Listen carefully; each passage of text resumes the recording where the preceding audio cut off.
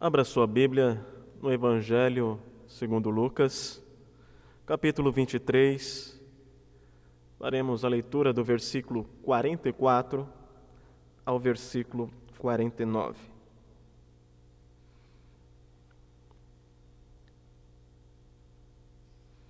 Mas antes de lermos este texto,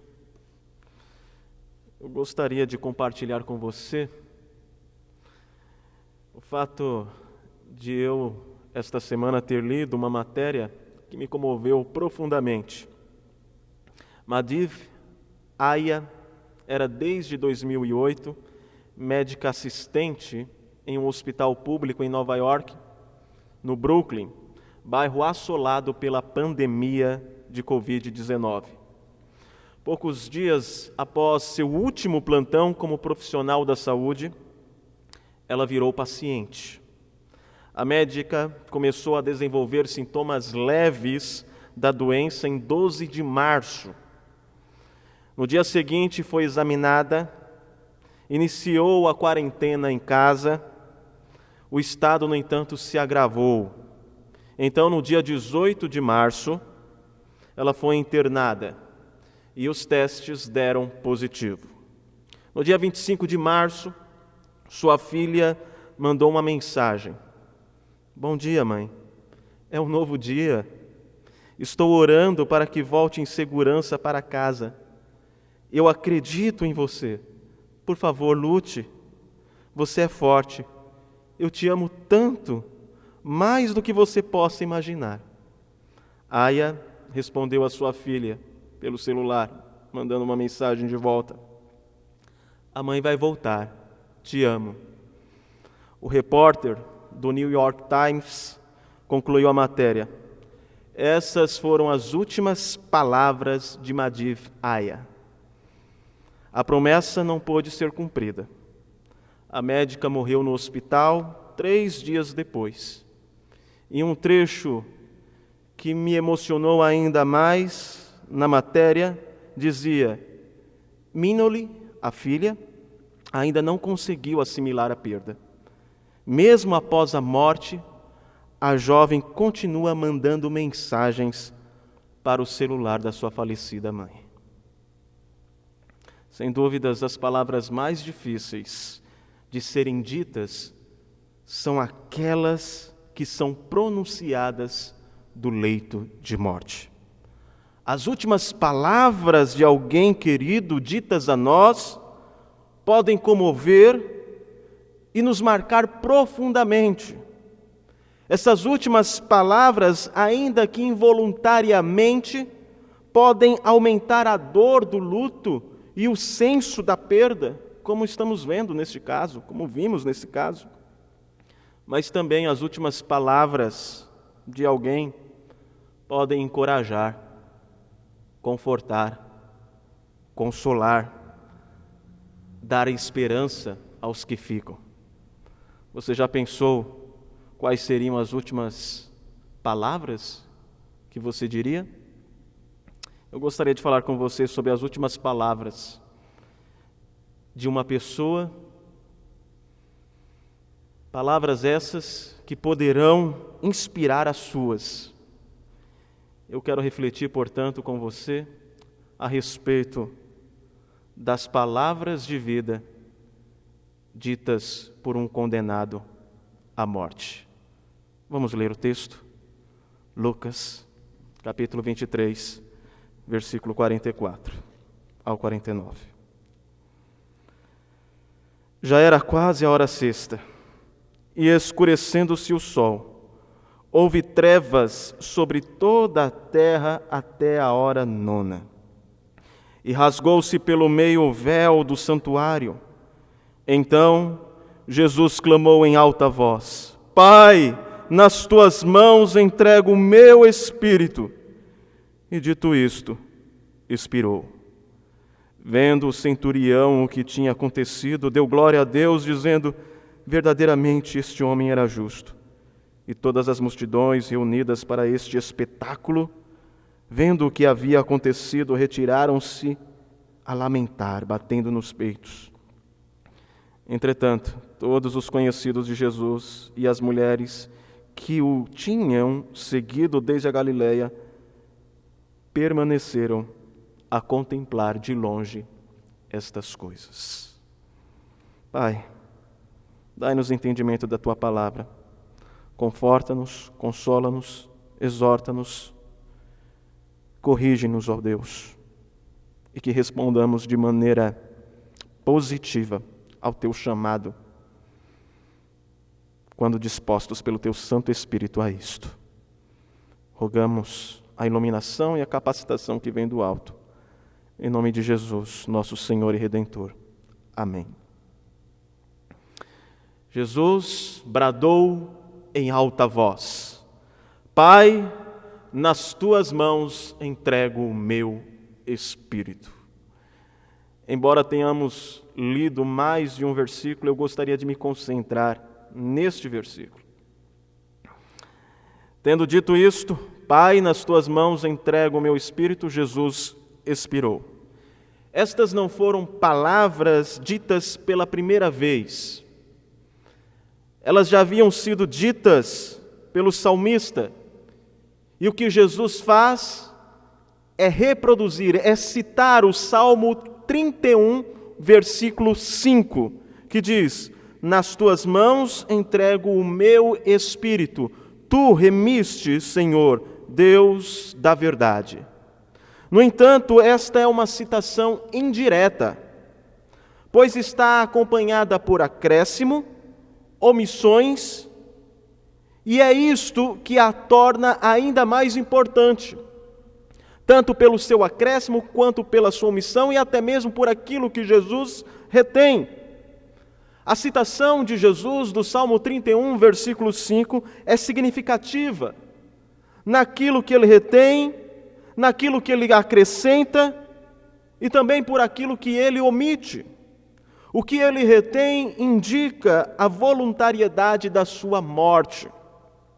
O que ele acrescenta aponta para a sua origem. O que ele omite indica a sua obra.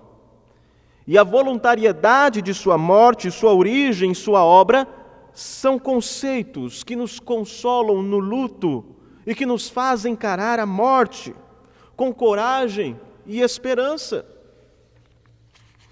Primeiro, o que ele retém aponta para a voluntariedade da sua morte. O que ele mantém nesta citação do Salmo 31, versículo 5, aponta para a voluntariedade da sua morte.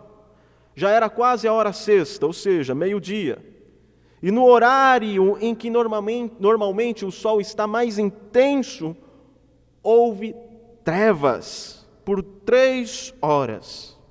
Mas em meio às trevas, Deus estava trabalhando em favor dos seus eleitos. E o que Deus estava fazendo? No Antigo Testamento, trevas são símbolos de juízo da parte de Deus. O Pai estava derramando seu juízo, sua ira, sobre o Filho. Qual o objetivo disso? Para que, tendo a ira divina sido aplacada, tendo a ira divina aplacada por Cristo, tivéssemos, portanto, acesso ao Pai. É por isso que o véu que fazia a separação entre Deus e nós se rasgou. Pois a ira de Deus foi derramada em meio às trevas sobre o Filho, e o Filho aplacou a ira divina. O véu que fazia a separação entre Deus e os homens foi rasgado. O caminho foi aberto pelo sacrifício de Cristo Jesus. E agora, por meio dele, aqueles que se arrependeram de seus pecados, e isto é obra, sim, do Espírito Santo, podem se achegar ao Pai. Podem se aproximar com intrepidez e entrar no Santo dos Santos, pelo sangue de Jesus, o novo e vivo caminho. E como Jesus faz esta obra? Como ele faz isso? Ele faz isso morrendo em nosso favor e entregando sua alma ao Pai. Nas tuas mãos entrego o meu espírito. O fato de Jesus pronunciar estas palavras em alta voz, o fato dele manter este trecho do Salmo 31, versículo 5, revela que ele estava dando a sua vida de bom grado.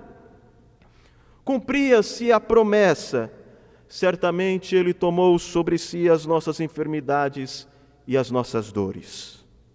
E nós o reputávamos por aflito, ferido de Deus e oprimido, mas ele foi transpassado pelas nossas transgressões e moído pelas nossas iniquidades.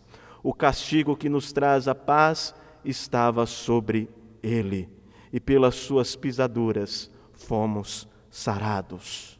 Todos nós andávamos desgarrados como ovelhas, cada um se desviava pelo caminho, mas o Senhor fez cair sobre ele a iniquidade de nós todos. Agora observe esse finalzinho desta passagem de Isaías, capítulo 53. Ele foi oprimido e humilhado, mas não abriu a boca.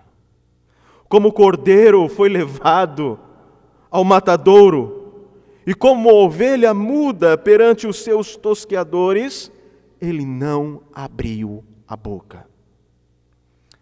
Esta profecia dita séculos atrás do nascimento de Jesus não estava dizendo que Jesus não falaria nada na cruz, mas a ideia, a ênfase é na entrega sem resistência voluntária de Jesus. É no sentido de que ele não resistiu, mas que ele se entregou como um cordeiro mudo. Porque ele estava ali entregando a si mesmo em nosso favor, de bom grado, de maneira voluntária. Logo, suas últimas palavras não são reclamações, não é uma hesitação ou desgosto. Ele não grita: Pai, olha o que o Senhor me fez fazer. Não! Antes ele diz: em tuas mãos entrego o meu espírito. Logo, quando o dia se fizer em escuridão, lembre-se que as mais densas trevas recaíram sobre ele, para que não recaíssem sobre você. Você pode passar por dor, solidão, temores, mas você é completamente amado. E o amor de Deus é expresso na cruz, na entrega voluntária de Cristo Jesus por você. Mais do que a ganância de Judas, a inveja das autoridades judaicas, além da covardia de Pilatos, acima da crueldade dos soldados, em cada momento podemos afirmar que Jesus foi à cruz voluntária e deliberadamente. Afinal, ele mesmo diz: eu dou a minha vida, ninguém a tira de mim. Pelo contrário, eu espontaneamente a dou. Não foram os pregos que prenderam Jesus na cruz, mas sim o seu propósito de glorificar o Pai e o seu amor por mim, por você, que faz parte do povo de Deus. As últimas palavras de Jesus, citando o Salmo 31, versículo 5, nos trazem consolo naquilo que ele retém deste versículo, que é: em tuas mãos entrego o meu espírito. E esta citação aponta para a voluntariedade de sua morte por amor a nós. Mas como vimos, Jesus faz uma citação indireta. Ele retém o núcleo do versículo, mas acrescenta uma palavra de extrema importância. Ele diz Pai, ele acrescenta Pai. Jesus chama Deus de Pai de um modo que nenhum outro ser humano pode chamar. Nós chamamos Deus de Pai por vezes no sentido que Ele é o nosso Criador e porque fomos adotados por meio de Cristo à família de Deus. Mas Jesus o chama de Pai porque Ele é o Filho a quem Deus designou herdeiro de todas as coisas e por meio de que também fez o universo. Ele é o resplendor da sua glória e a representação exata do ser de Deus. Ele é o sustentador de todas as coisas pela palavra do seu poder, conforme o autor de Hebreus, do capítulo 1, versículo 2 ao 3. Jesus é o Filho de Deus no sentido de que Ele é o Verbo que estava com Deus no princípio e que era Deus e que se fez carne e habitou entre nós e vimos a sua glória, glória como a do unigênito do Pai. João capítulo 1, versículo 1 e versículo 14. Quem é o condenado à morte? Que profere palavras de vida?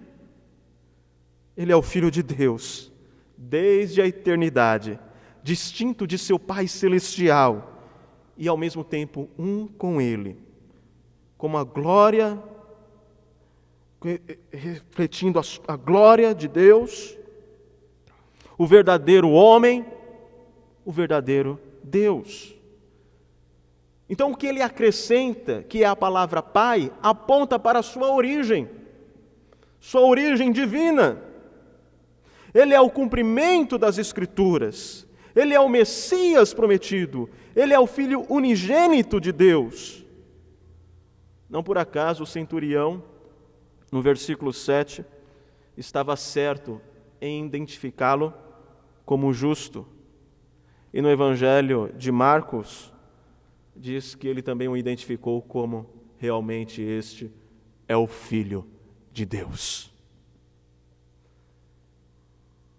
E por que é importante isto para nós? E por que isto nos traz esperança em face à morte? Saber da origem de Cristo Jesus, que Ele é o Filho legítimo de Deus, que Ele tem a natureza humana plena e também a natureza plena divina, verdadeiramente homem, verdadeiramente Deus. Por que isso é importante?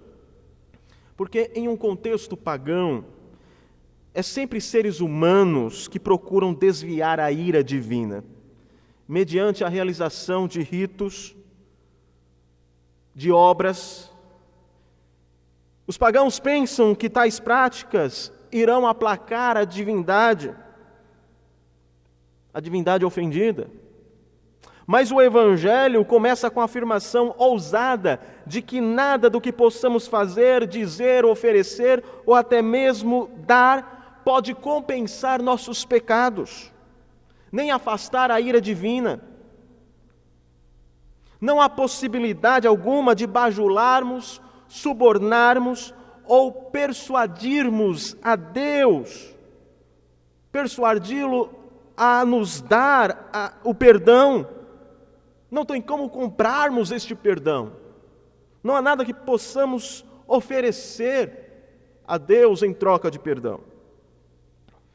A única coisa que temos e de fato merecemos é a justa ira de Deus sobre nós.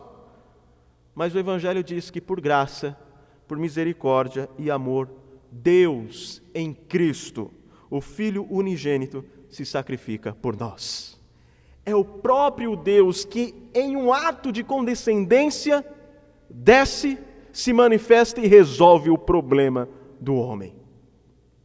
É Ele mesmo que aplaca a sua ira. É Ele mesmo que satisfaz aquilo que Ele exige.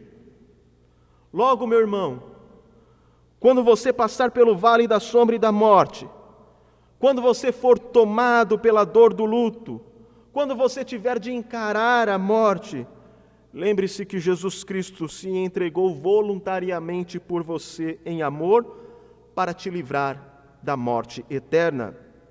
E a garantia que este sacrifício deu certo, que de fato foi efetivado e que o nosso Redentor nos salvou, é que Ele era verdadeiramente homem para nos representar e verdadeiramente Deus, porque só Deus pode cumprir plena e perfeitamente aquilo que Ele exige. Ele é o Filho de Deus, sua origem é desde os tempos eternos, e como Deus, Ele não pode falhar.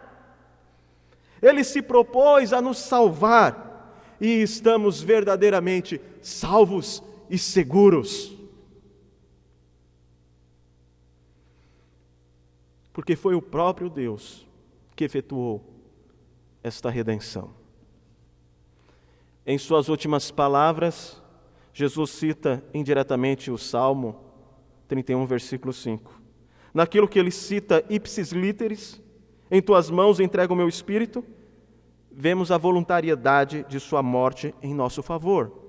Naquilo que ele acrescenta, Pai, vemos a sua origem.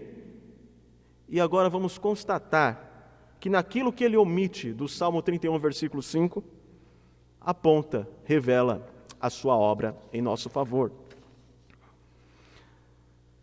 O que ele omite aponta para a sua obra. Movido pela perfeição do seu santo amor, Deus em Cristo salva pecadores, redime pecadores. Jesus omite a expressão do Salmo 31, versículo 5, tu me redimiste. E a razão é simples. Jesus é o Redentor e não o redimido. Ele redime seus eleitos do pecado. No caso de Cristo, ele é sem pecado. Essa redenção não era necessária nem mesmo possível a ele. Antes, é ele que redime a Davi, o autor deste salmo, do Salmo 31. A palavra hebraica, padá, no Salmo 31, versículo 5, que é traduzida por redimiste, aparece também em outros contextos, traduzida em nossa versão português por salvar, livrar e resgatar. Essa palavra nos remete à pessoa do Goel. O Goel era um resgatador, um redentor. Caso alguém perdesse suas terras, seus filhos fossem vendidos como escravos para pagar dívidas, ou até mesmo essa pessoa perdesse a sua própria liberdade, se tornasse em um escravo, porque estava afundada em dívidas, o Goel, que era um parente próximo, em melhor condição, viria e resgataria esta família, este parente. No sentido mais básico, remir, que está associada à pessoa do Goel, significa comprar ou comprar de volta, resgatar o que foi perdido. Com a queda de Adão, todos nós caímos com ele. A imagem e semelhança do homem foi corrompida, a imagem e semelhança de Deus foi corrompida no homem. Nos tornamos escravos do mundo, escravos de Satanás e escravos do pecado. Isto está exposto claramente em Efésios capítulo 2, versículo 1 ao 3. E o fim disso, desta situação, desta condição de escravidão, é a morte, que é o salário do pecado. Mas Cristo, por causa do seu grande amor com que nos amou, pagou o resgate. E este resgate foi pago não com ouro, não com prata, mas com o seu precioso sangue. E o sangue remete à vida.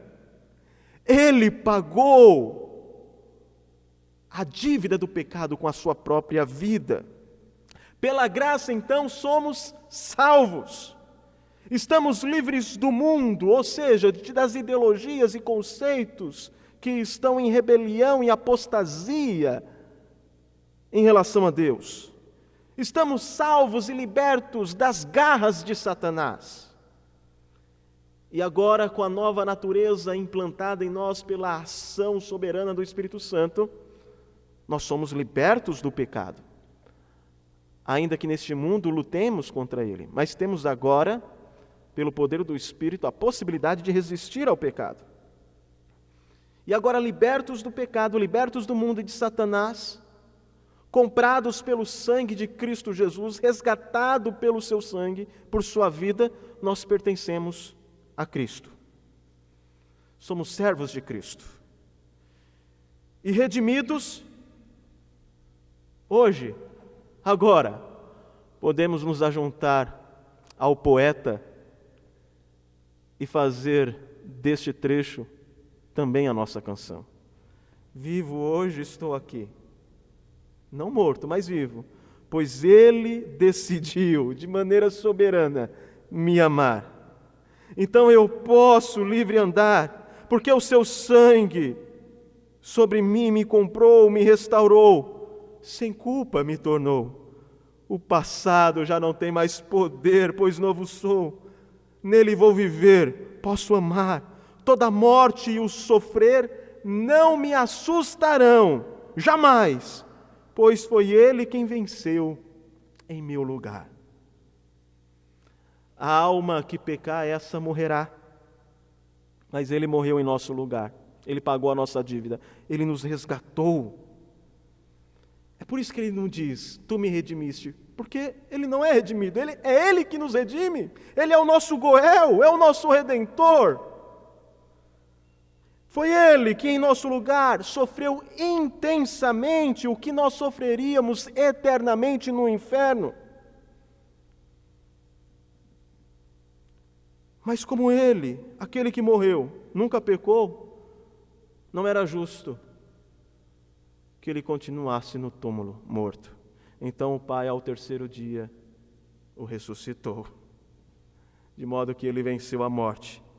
E se morremos com Ele, se Ele morreu em nosso lugar, e se nós estávamos morrendo com Ele ali, representados por Ele, com Ele também viveremos.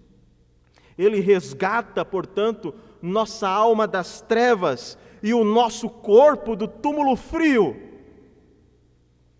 O fato de que Ele é o nosso Redentor nos lembra que não somente a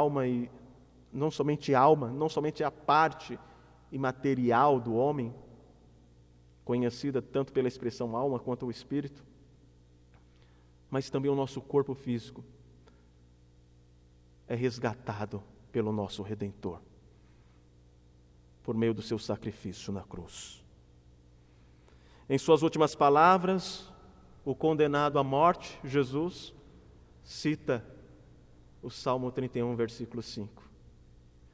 E a vida em suas palavras, a vida nessa citação, tanto naquilo que ele retém, em tuas mãos entrego o meu espírito, quanto naquilo que ele acrescenta, Pai, quanto naquilo que ele omite, me redimiste. Naquilo que ele retém, vemos a voluntariedade da sua morte. Naquilo que ele acrescenta, vemos a sua origem. E naquilo que ele omite, ele mostra a nós que ele não é redimido, e sim o nosso Redentor prometido. As últimas palavras de Jesus na cruz são palavras de vida, que ao invés de pesar, dor, tristeza, desesperança, nos traz graça, consolo, esperança em face ao luto, em face à morte. Diante da morte de Cristo Jesus, diante da sua entrega por nós, diante daquilo que nós vimos, eu gostaria de fazer algumas aplicações. Face a tudo isso que nós vimos aqui, você não tem o direito de interpretar a morte sem considerar o que Cristo fez por você naquela cruz. Veja, meu irmão, o ponto aqui não é, olha, lembre-se, você está em luto, você está encarando a morte, tente lembrar aí do que Jesus fez. Não, o ponto não é esse. O ponto é que você não tem direito, diante da morte, de interpretá-la sem considerar o que Cristo Jesus fez por você naquela cruz. Seria muita ingratidão e rebeldia da nossa parte se nós encarássemos a morte sem considerar o que Cristo Jesus fez por nós. E o que Ele fez? Ele se entregou voluntariamente por você. Isso significa que você é eternamente amado. Eu sou o bom pastor, disse Jesus. Conheço as minhas ovelhas e elas me conhecem a mim, assim como o Pai me conhece a mim e eu conheço o Pai. Eu dou a minha vida pelas minhas ovelhas. Eu dou a minha vida para reassumir. Ninguém a tira de mim. Pelo contrário, eu espontaneamente a dou. Diante destas palavras que expressam a voluntariedade da entrega de Cristo Jesus em nosso lugar, como nós, ovelhas do seu rebanho, deveríamos responder? Talvez a melhor maneira seja dizer: o Senhor é meu pastor, nada me faltará. Ele me faz repousar em pastos verdejantes, leva-me para junto de águas tranquilas, refrigera-me a alma, guia-me pelas veredas da justiça por amor do seu nome. Ainda que eu ande pelo vale da sombra e da morte, não temerei mal algum, porque eu sei que Ele está comigo. O que Ele fez por você? Ele se entregou voluntariamente. Isso significa que você é amado. O que Ele fez por você? Ele efetuou plenamente a obra da salvação. Isso significa que você está seguro. Convinha que o nosso Redentor fosse verdadeiramente homem, porque era o homem que estava em dívida em relação a Deus. Convinha também que o nosso Redentor fosse verdadeiramente Deus, porque só Deus poderia cumprir com as suas próprias exigências, com o seu próprio padrão. E porque Ele consumou perfeitamente a obra da redenção, agora estamos reconciliados com Deus. Nós temos paz com Deus, porque estamos unidos a Cristo Jesus. E Deus Pai nos ama na mesma intensidade que Ele ama o seu Filho Cristo Jesus, porque nós estamos nele. Por isso nós podemos dizer, em meio aos perigos, em face à morte, diante do luto, bem, eu posso dizer hoje que eu estou bem certo, que nós estamos bem certos de que nem a morte, nem a vida, nem os anjos, nem os principados, nem as coisas do presente, nem do porvir, nem os poderes, nem a altura, nem a profundidade, nem qualquer outra criatura poderá nos separar do amor de Deus que está em Cristo Jesus. Ele efetuou plena redenção, porque Deus não pode falhar. E nós estamos inseridos nele, nós estamos unidos a Cristo. E da mesma maneira que o Pai ama o seu Filho, ama também a nós. E jamais poderemos ser separados deste amor. Nós estamos seguros. Estamos seguros plenamente na efetiva redenção que Ele nos proporcionou e em seu amor. O que Ele fez por nós? O que Ele fez por você? Ele te redimiu. Você tem uma rica esperança. Você é amado, você está seguro e você tem uma rica esperança. Por meio de seu sangue, Ele nos resgatou do cativeiro do pecado. Agora somos novas criaturas.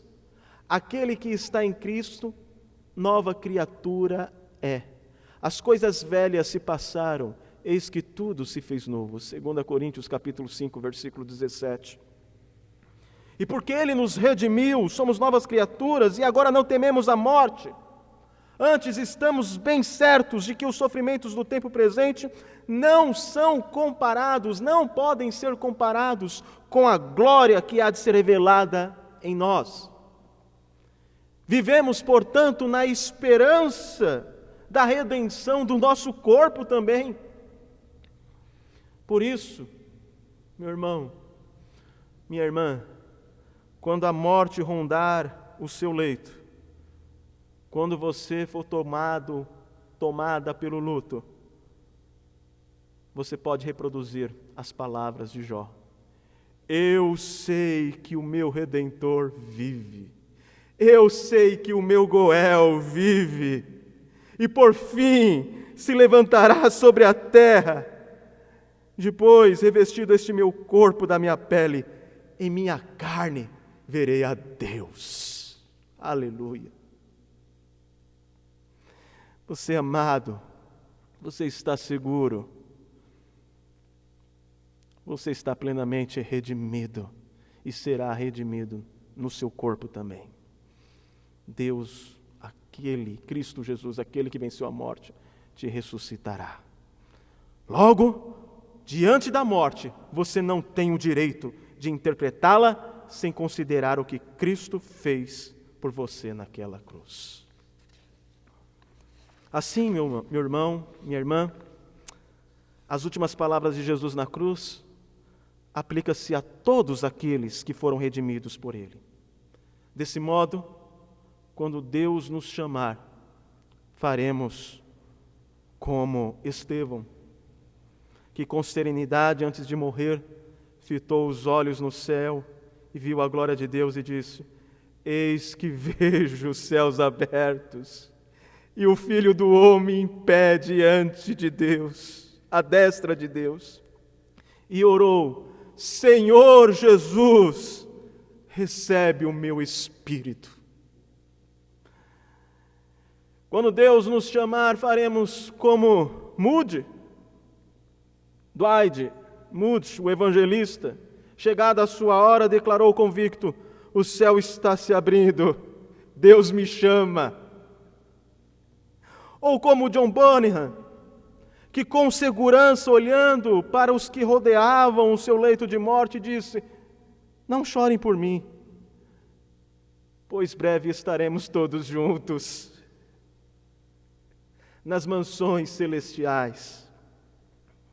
E quando um cristão no leito de morte diz que vai voltar para o lar, ele não mente, ele não falha nessa promessa, porque por causa de Cristo, Ele sempre cumpre essa promessa, porque o nosso lar é na presença dEle.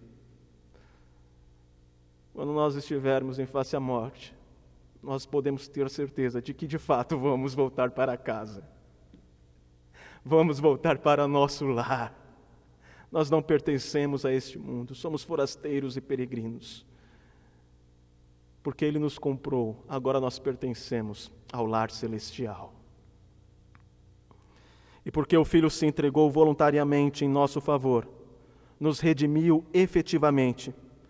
Quando chegar a hora, amados, seguros e esperançosos, enfrentaremos a morte com um sorriso e bradaremos, assim como Ele bradou: Pai, nas Tuas mãos entrego o meu espírito. Louvado seja o Senhor.